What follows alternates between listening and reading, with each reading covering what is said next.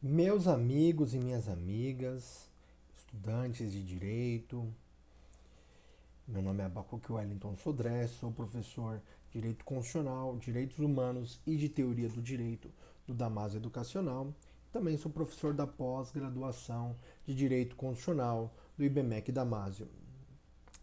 Gostaria de tratar com vocês hoje de um dos temas mais relevantes e que os advogados têm dificuldade. Inclusive, nós tratamos desse tema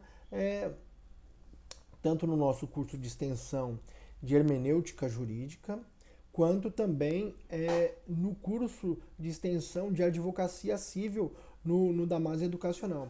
Que é uma grande dificuldade hoje que os advogados têm de trazerem argumentos que ultrapassam a questão da alegação fática, que é a alegação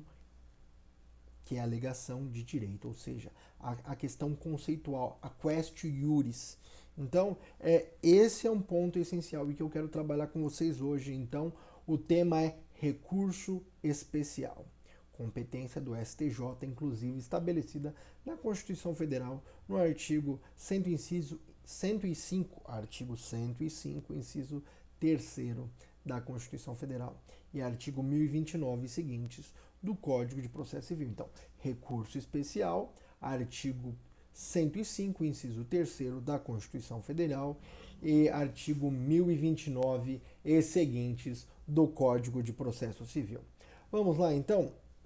Primeiramente, o que é importante ter em mente? Primeiro, o recurso especial é um recurso excepcional ou de sobreposição, porque ele não visa analisar questões fáticas, mas apenas questões de direito, e ele está muito ligado diretamente ao exercício da competência jurisdicional própria do Superior Tribunal de Justiça. O Superior Tribunal de Justiça, de acordo com a ordem constitucional, ele é o guardião da legislação federal, ou seja, aquele que dá a última palavra em sede da legislação federal. Então ele interpreta, consolida e padroniza a interpretação federal em última análise. Como ele faz isso? A partir dos julgamentos dos recursos especiais. O recurso especial, então, é uma forma de consolidação. Então, ele tem qual a finalidade dele? A finalidade dele não é garantir efetivamente o direito da parte. Esse é a finalidade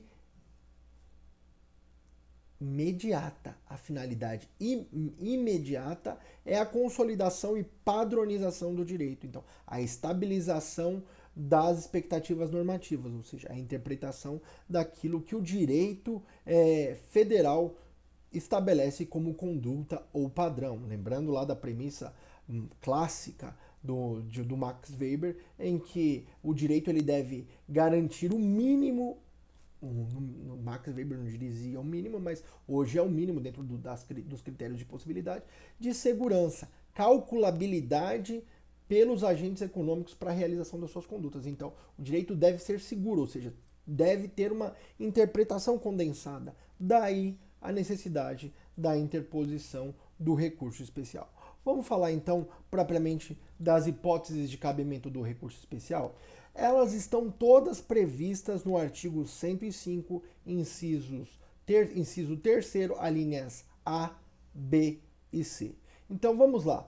Qual é então a primeira hipótese de cabimento do recurso especial? A primeira hipótese, nos termos do artigo 105, inciso 3º, a linha A, é a contrariedade de tratado ou lei federal, ou quando o tribunal, ao julgar o processo impugnado,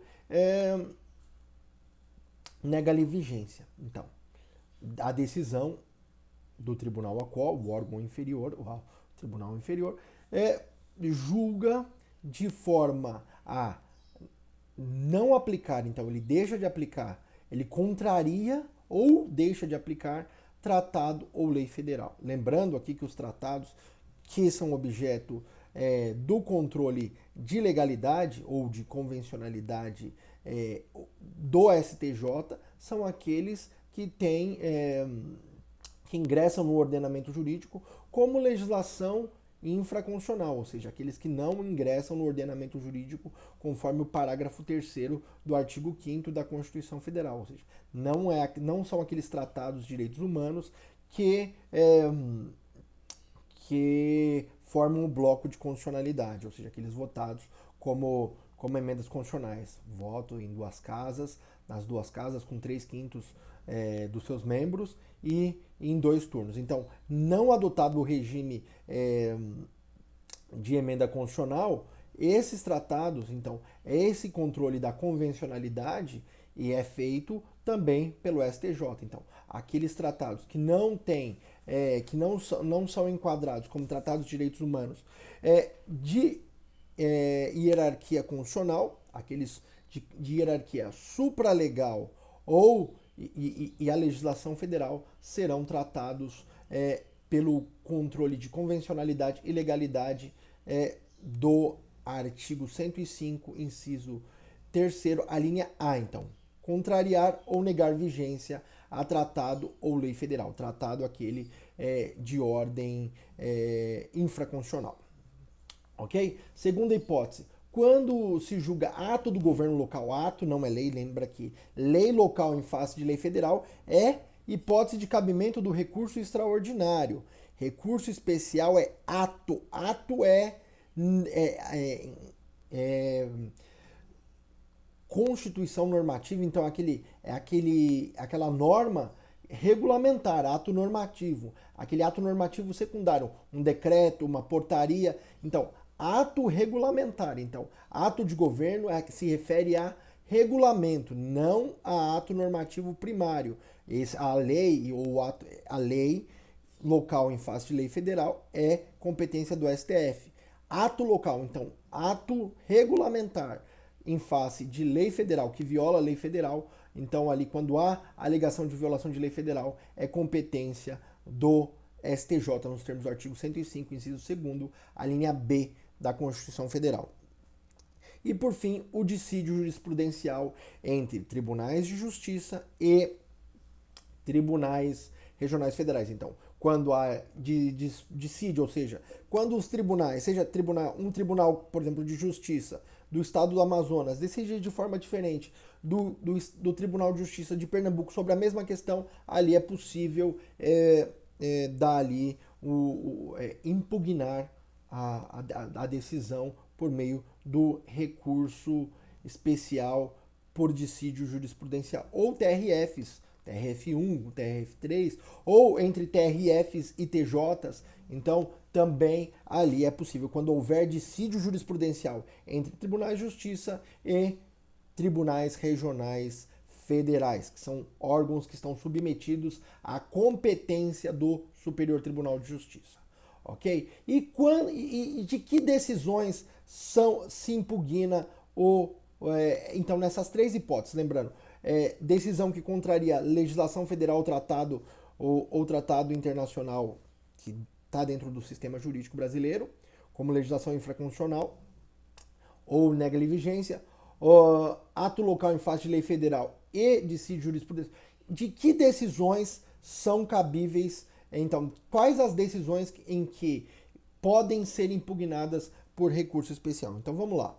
Primeiro, as decisões que julgam a apelação, que julgam em última instância recursal, aqueles chamados recursos ordinários. Então, aqueles recursos comuns, até a apelação é competência do STJ. Então, o acórdão que julga a apelação dos TJs e dos TRFs são impugnáveis por meio de recurso especial quando violam a legislação federal. Vamos ao próximo passo.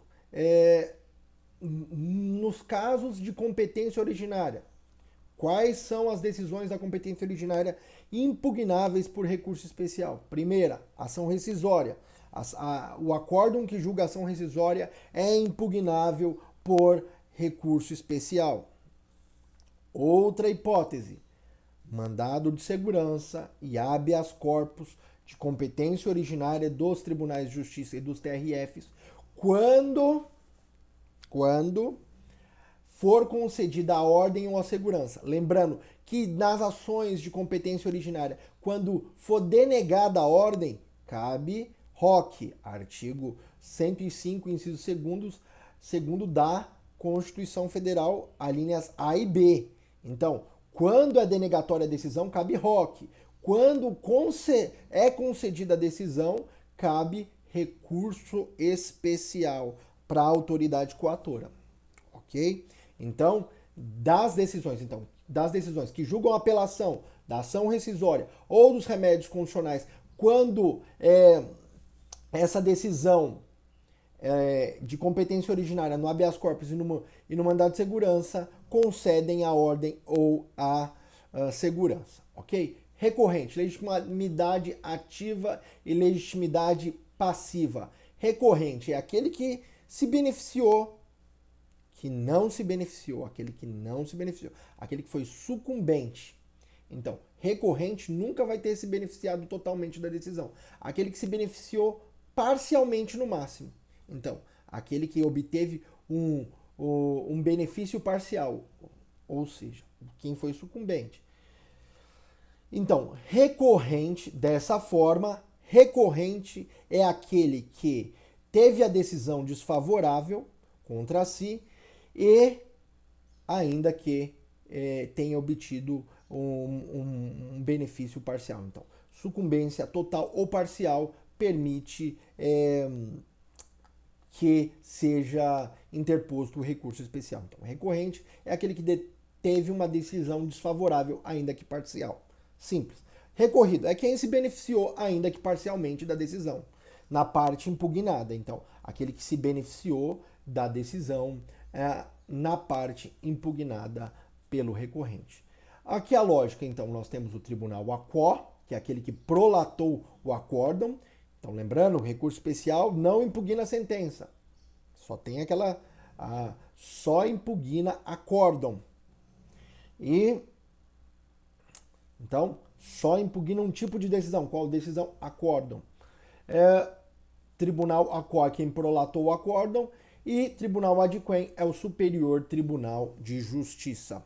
Qual que é o objetivo? Como o objetivo de todos os recursos, em geral, reforma ou anulação da decisão. Reforma é caso de erro de interpretação, aplicação do direito. Error in iudicando. Então, reforma é caso de error in iudicando, erro de interpretação, aplicação do direito. Aqui especificamente do direito material. Então, erro de interpretação, aplicação do direito material. Reforma. Anulação. Anulação ou invalidação se diz respeito aos casos de erro de procedimento, erro da aplicação do processo, aplicação inadequada do rito ou interpretação equivocada da legislação processual. Trata-se de error in procedendo. Caso de anulação, então, o Superior Tribunal de Justiça conhece do recurso, dá-lhe provimento para devolver para o tribunal aquo para que ele aplique o rito adequado e decida novamente. Ok? Então, reforma, o Superior Tribunal de Justiça substitui aquela decisão do Tribunal de Justiça ou do Tribunal Regional Federal, dando uma nova decisão, fixando o sentido final da interpretação do direito material. Error in iudicando, então. Impugna o vício do error in iudicando. No caso da anulação ou invalidação, que é caso de error in procedendo ou erro de procedimento, o tribunal desconstitui aquela decisão e ordena que o tribunal inferior, a lower court, dê uma nova decisão, fixando ali os parâmetros, ou seja, da adequação do rito da legislação processual vigente.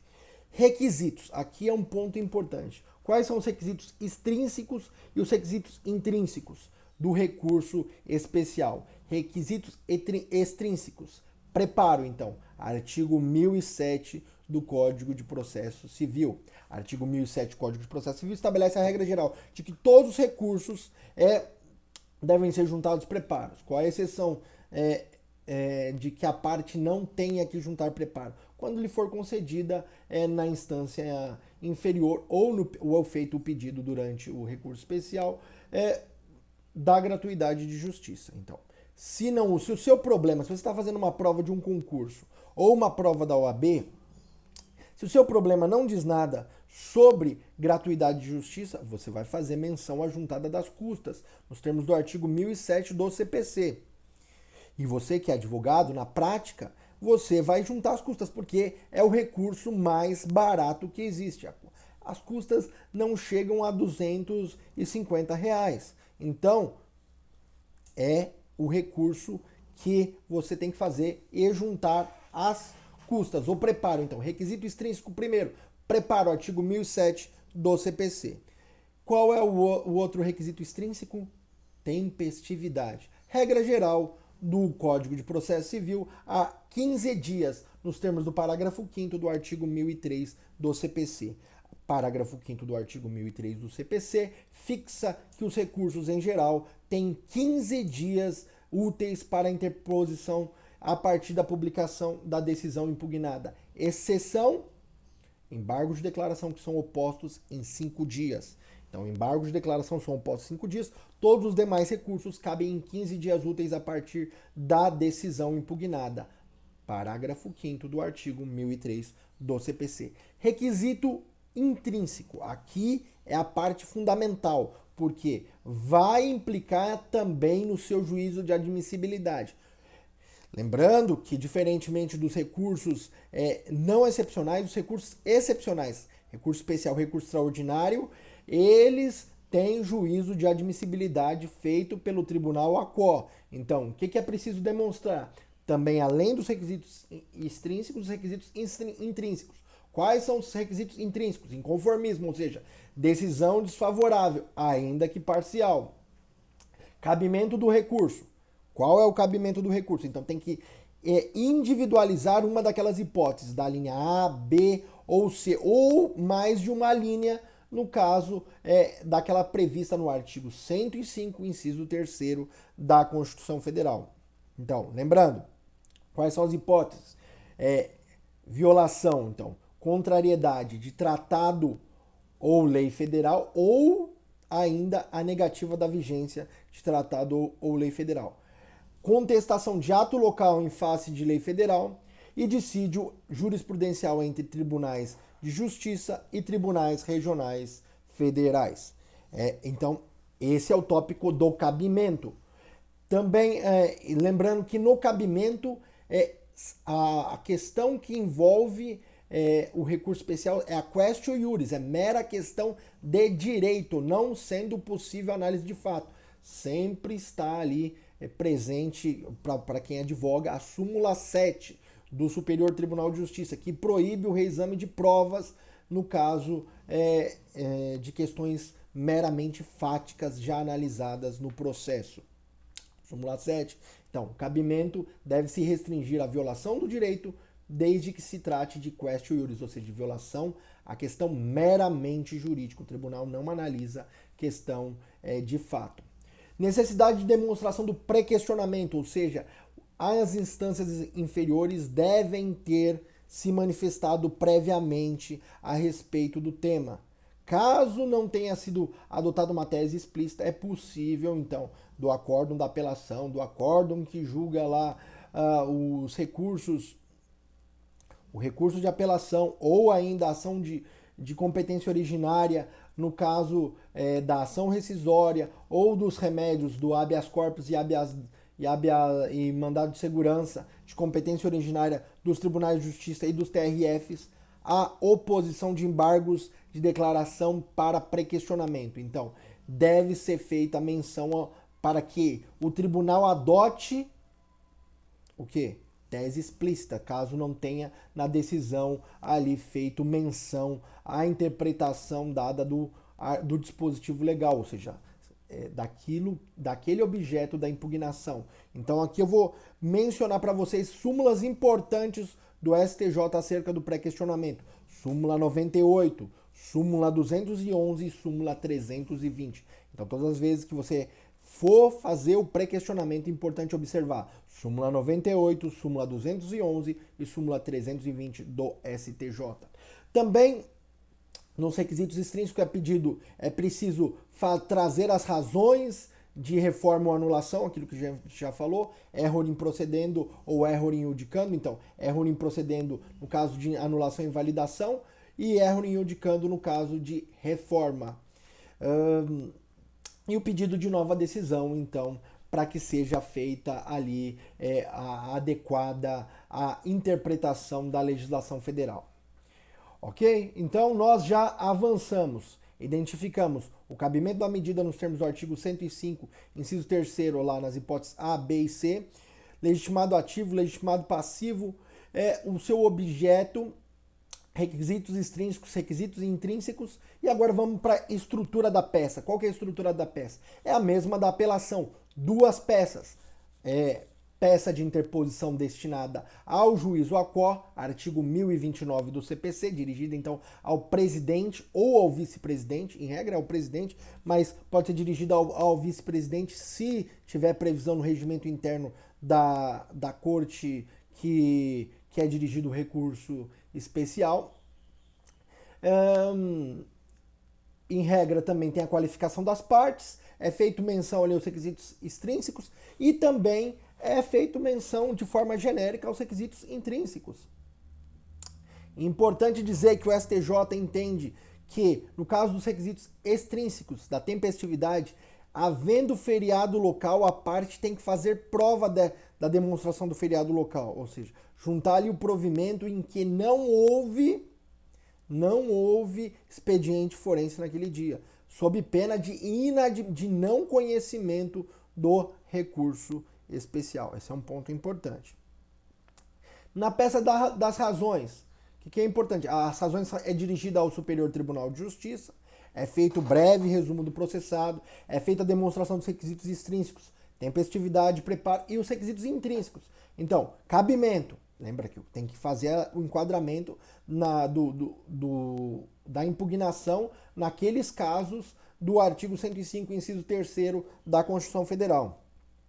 O pré-questionamento, demonstrar que a matéria já foi ventilada e analisada pela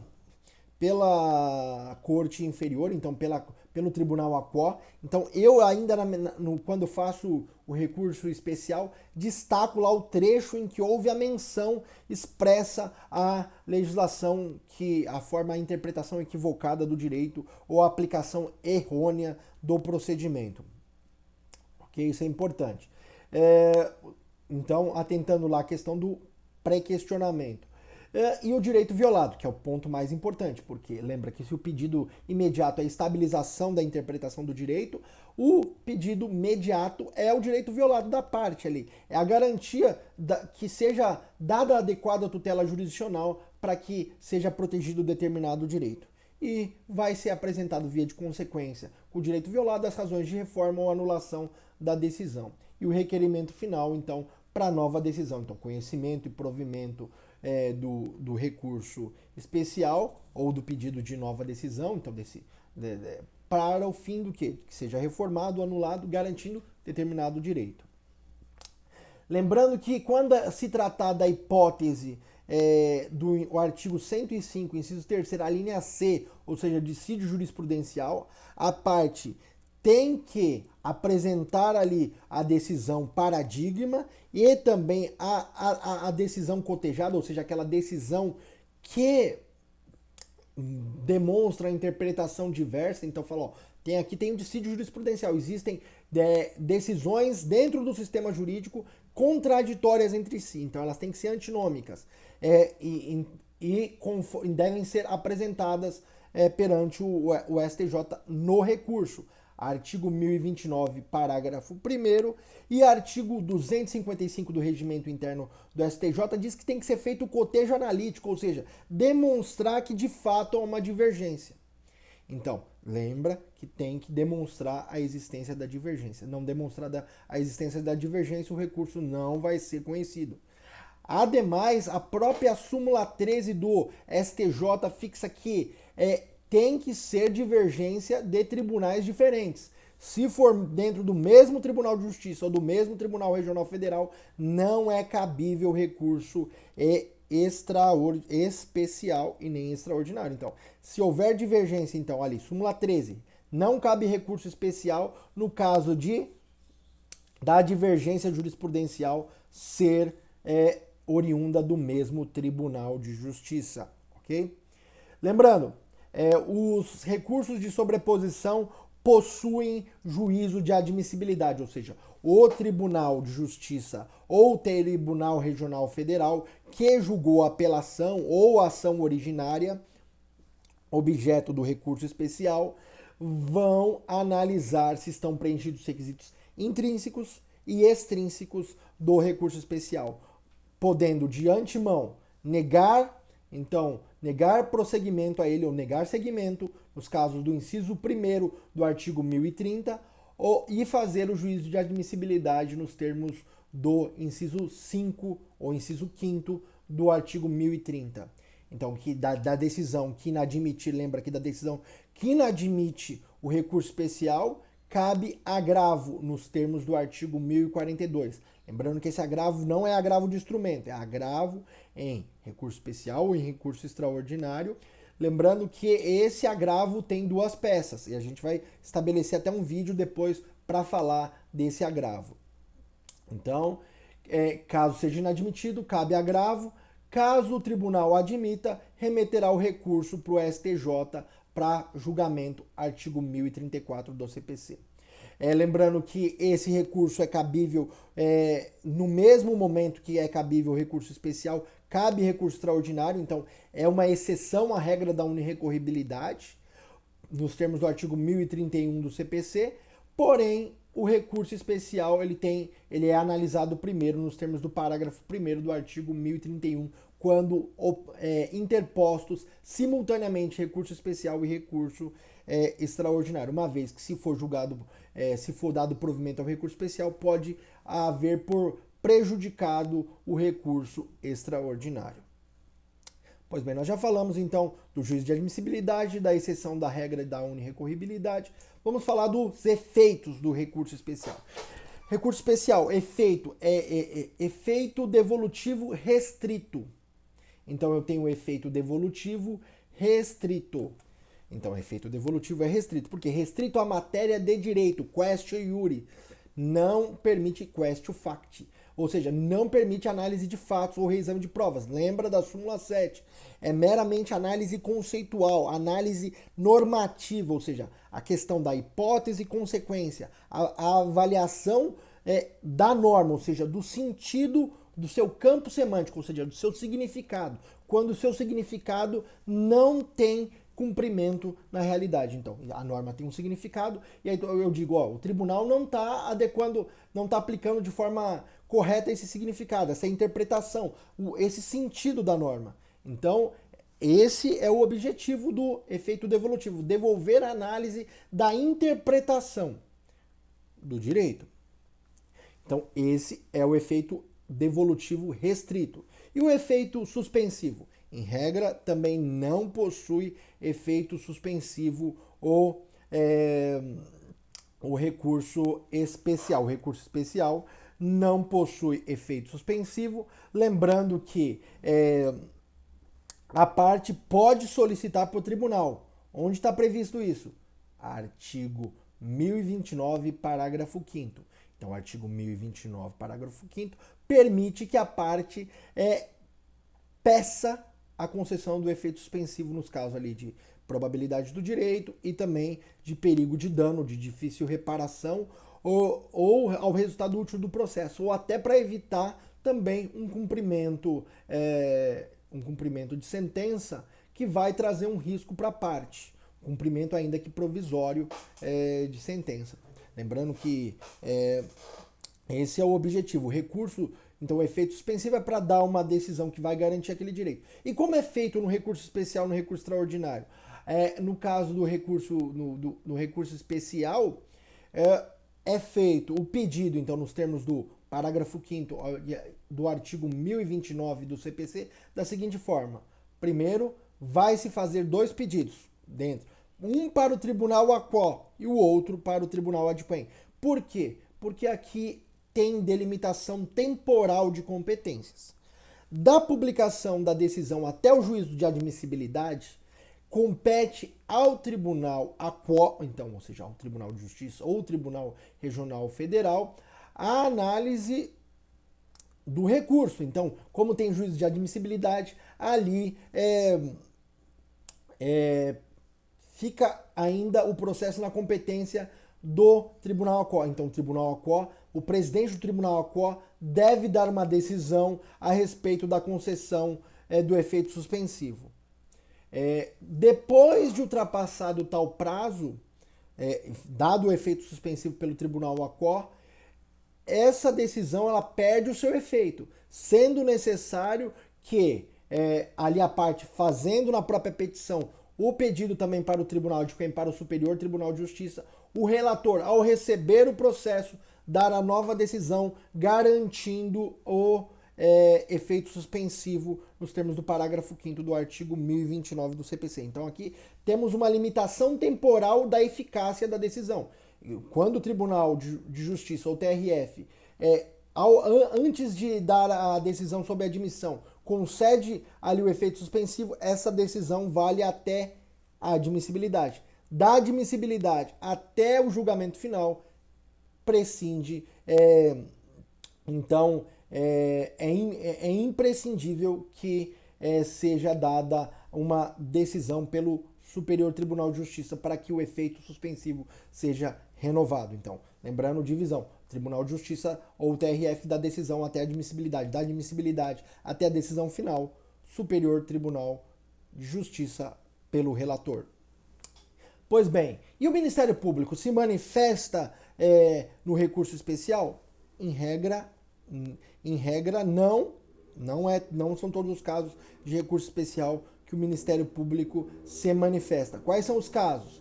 Então, os casos em aqueles do artigo 178 do Código de Processo Civil, então da legislação processual, artigo 178, então, casos de interesse social, interesses de incapazes ou disputa sobre terras urbanas e rurais. Além disso, também nos processos dos remédios constitucionais. Mandado de segurança, artigo 12 da Lei 12.016 de 2009. Habeas data, artigo 12 da Lei 9.507 de 97. Mandado de injunção, artigo 7º da Lei 13.300 de 2016. Lei da Ação Popular, parágrafo 4º do artigo 6º da Lei 4.717 de 65. E também na ação civil pública quando ele não é parte nos termos do parágrafo 1º do artigo 5º da Lei 7.347 de 85. Então, nos casos dos remédios constitucionais, quando os recursos especiais decorrerem de remédios constitucionais, no Superior Tribunal de Justiça será feita, então, a análise, também haverá parecer do Ministério Público nos termos da legislação ali apresentada. Meus amigos, essas eram as lições que eu queria trazer para vocês hoje acerca do recurso especial. Espero que aproveitem. Estou à disposição de vocês. Um forte abraço e bons estudos.